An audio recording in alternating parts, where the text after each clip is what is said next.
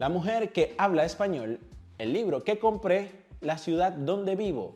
These words seem tiny, but they connect almost everything in Spanish, and if you don't understand them, long Spanish sentences start feeling impossible. By the end of this video, you'll understand what relative pronouns are, why Spanish uses them constantly, and the 4 most important ones you'll hear every day. And let me remind you, a pronoun replaces something. Instead of repeating information, it connects information. That's exactly what relative pronouns do. Let's talk about the problem with this. Imagine this. Tengo un amigo. I have a friend. Mi amigo vive en México. My friend lives in Mexico. Mi amigo habla 3 idiomas. My friend speaks 3 languages. Mi amigo trabaja online. Mi amigo tal, mi amigo tal, mi amigo tal. Is this correct? Yes, it is correct. Is this natural? Let me tell you, it's not natural at all. Spanish prefers tengo un amigo que vive en México, coma, habla 3 idiomas y trabaja online. Much smoother, much more natural. And that's where relative pronouns come in. Relative pronouns connect 2 ideas. Instead of creating 2 sentences, they create 1 bigger sentence. Think of them like bridges, right? They connect information. That's the whole job. That's their whole job. So let's analyze each one of those pronouns and let's use them in context, okay? Let's start with the most common one, the most important one, que. And attention, amigos y amigas, because this is que without the accent. And this is important because this guy is the king, right? Que, Q-U-E. This is the most common relative pronoun in Spanish. Let me give you examples. La mujer que habla español. El libro que compré. La película que vimos ayer. The movie we watched yesterday, sorry. And notice what happens. First, you mention something. Then, you add information about it. La mujer, or the woman, que habla español. Speak Spanish. El libro que compré. The pronoun creates a connection. Without it, the sentence falls apart. But attention, because I mentioned the accent. What happens, and maybe, hey, you think, no, Juan is talking about, no, it's not important. Attention, because que with the accent is used as an interrogative pronoun. Relative pronoun is the same word, but without the accent. Okay? We're good? Fantastic. So if que connects things, why does Spanish also use donde?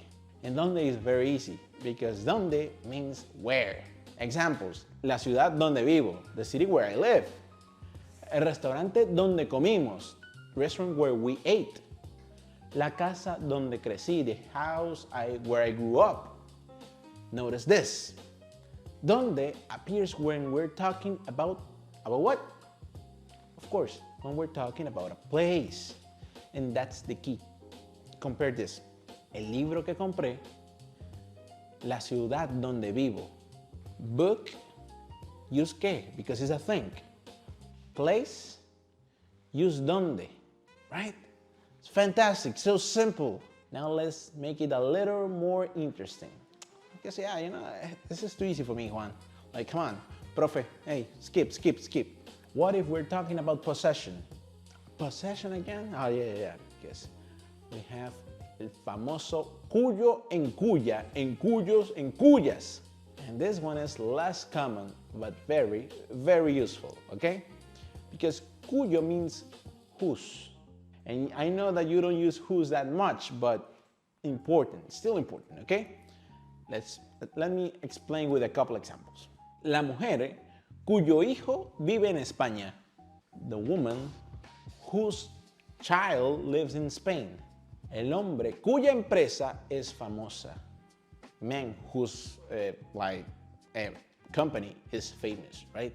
And this sounds like dance, but the idea is very, very simple. It shows what? Of course, possession. The woman whose son lives in Spain. The man whose company is famous. One important thing, and as I said at the beginning, cuyo changes according to the thing possessed. Cuyo hijo, cuya empresa, cuyos amigos, cuyas ideas. And I know the word is kind of funny, but I mean, you're gonna love it. So attention, again, cuyo changes according to the thing possessed, not the owner, the thing owned. Sounds fantastic, right? As simple as that. So far we've connected things, places, and possession. But what about time? Now let's talk about cuando. And you know, if you think about this, and we work with que, we work with donde, and of course cuando is also a familiar, you know, word because it's also used as an interrogative pronoun. And the rule is the same. For questions, it has an accent. Here, no accent. Important, okay? So Spanish sometimes uses cuando. Of course, as a relative pronoun, like que, like donde, like cuyo, cuya. Let me give you examples to illustrate this. Recuerdo el día. You know, we're talking about time here. I remember the day. Cuando nos conocimos, when we met.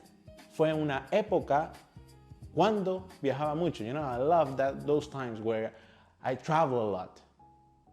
We're talking about time. Now we're connecting a moment in time.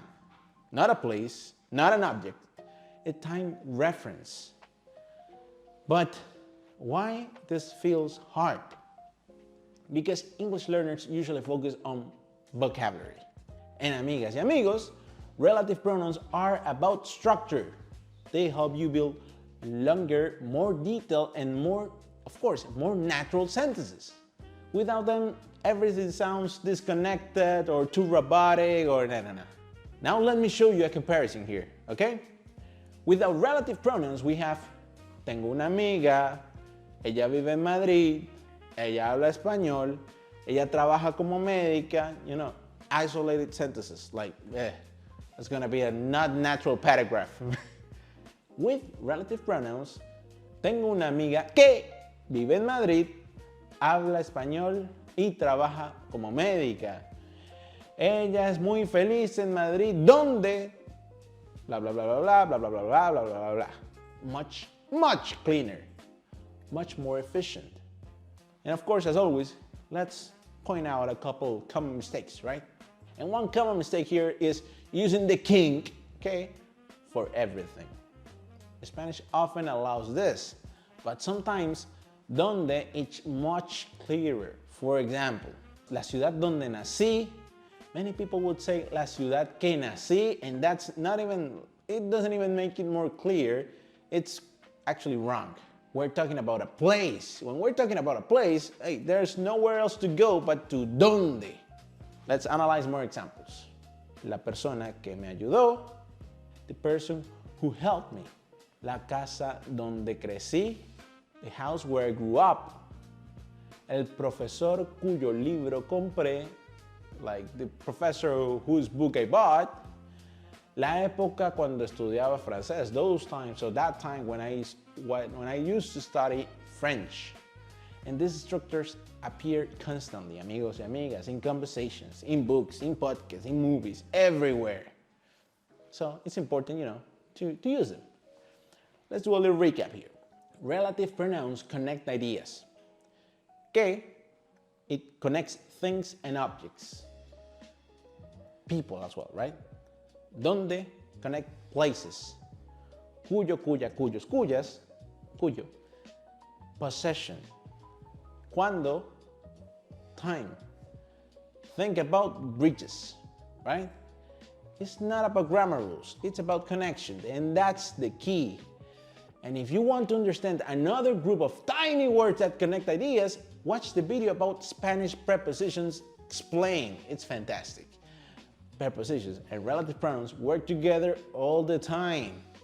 But amigos y amigas, I have one job for you. You know, now it's your turn.